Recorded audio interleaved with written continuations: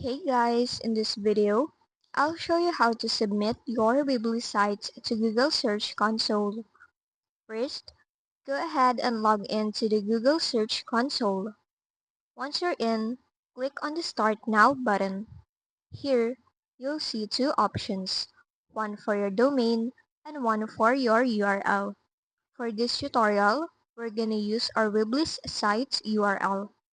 Now, open your Weebly sites and copy your site's URL. Once you've got that, head back to Search Console and paste it into the URL field, then click Continue.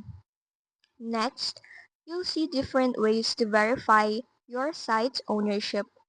We're gonna use the HTML tag method, so go ahead and click on that, then copy the tag that Google gives you.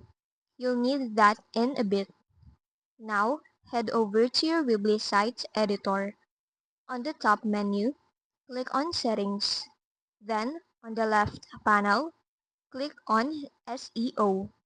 Scroll down until you see the header code section and paste the HTML tag you copied earlier.